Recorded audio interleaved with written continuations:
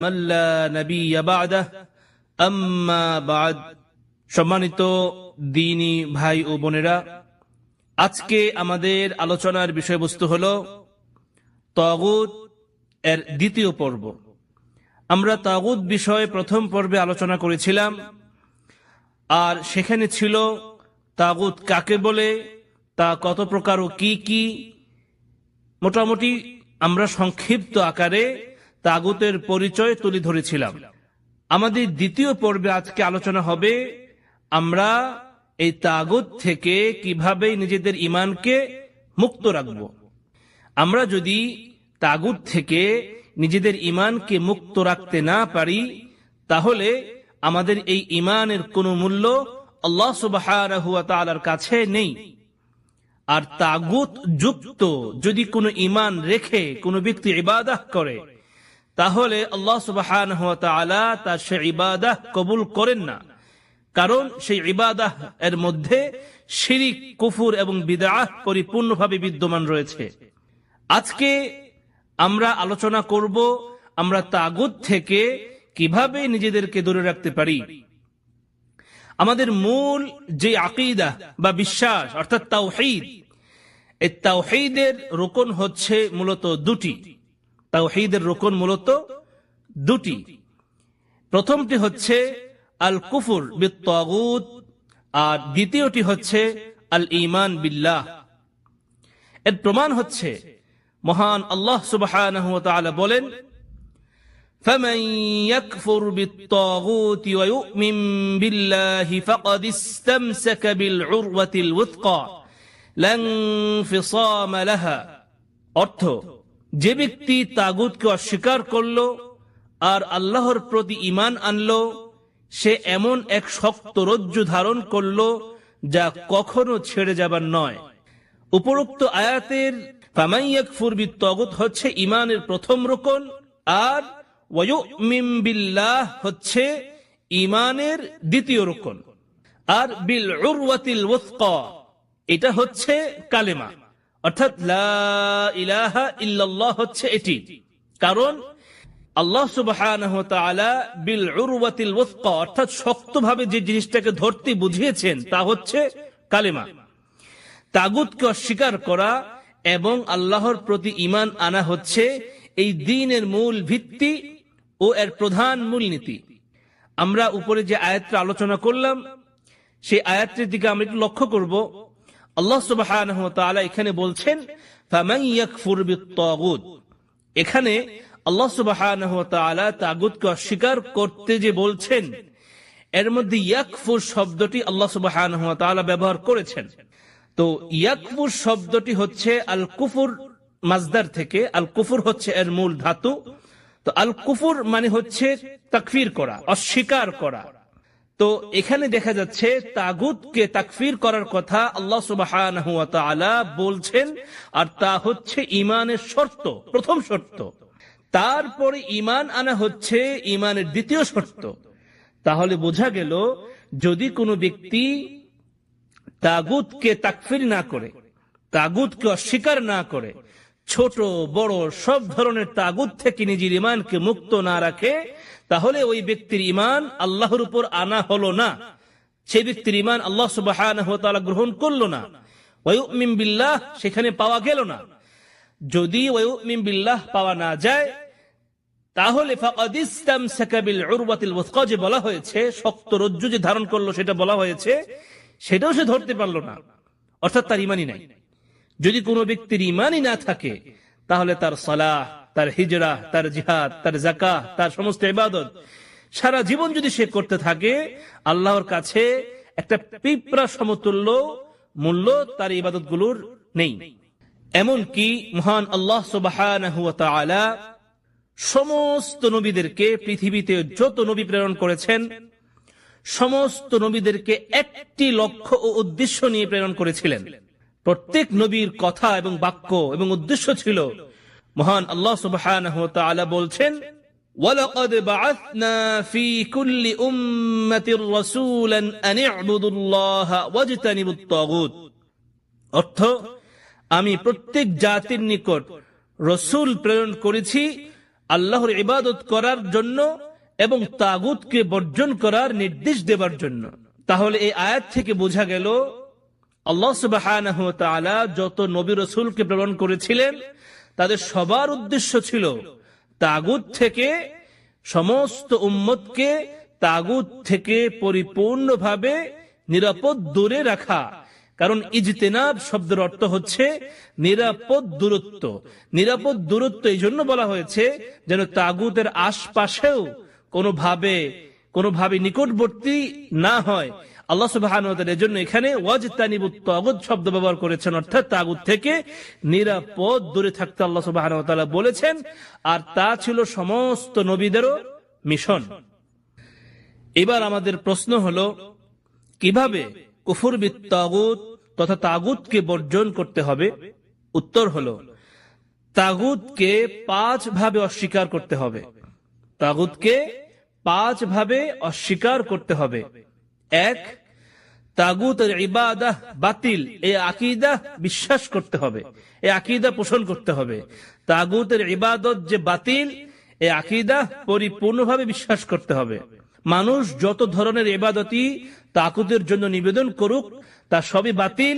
এই আকীদা বিশ্বাস যদি কোনো ব্যক্তি রাখে তাহলে সে তাগুত থেকে নিরাপদ দূরে থাকতে পারবে।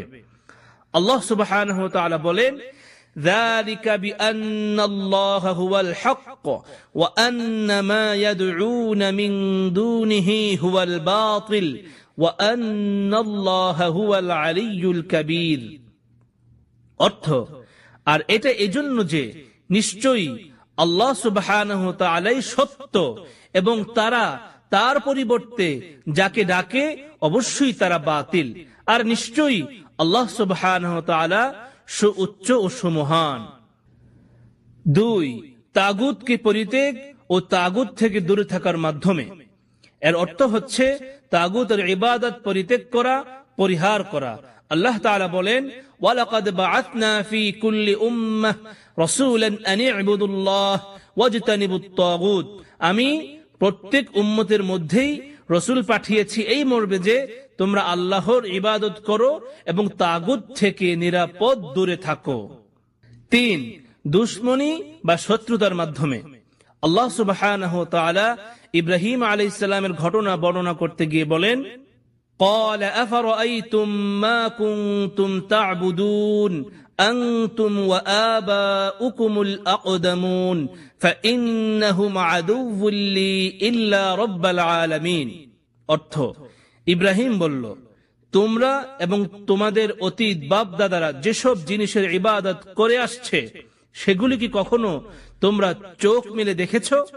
এরা সবাই তো আমার দুশমন একমাত্র আল্লাহ রাব্বুল আলামিন ছাড়া।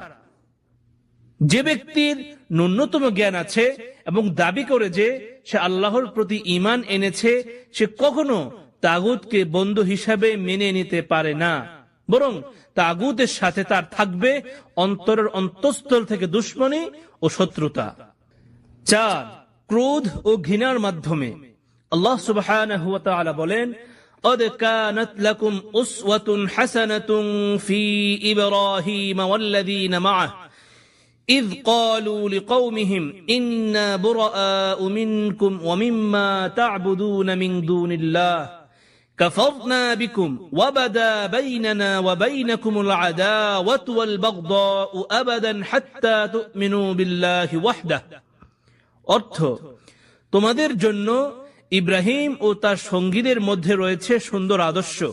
তারা তাদের সম্প্রদায়কে বলেছিল, তোমাদের সাথে এবং তোমরা আল্লাহর পরিবর্তে যাদের ইবাদত করো তাদের সাথে আমাদের কোনো সম্পর্ক নাই।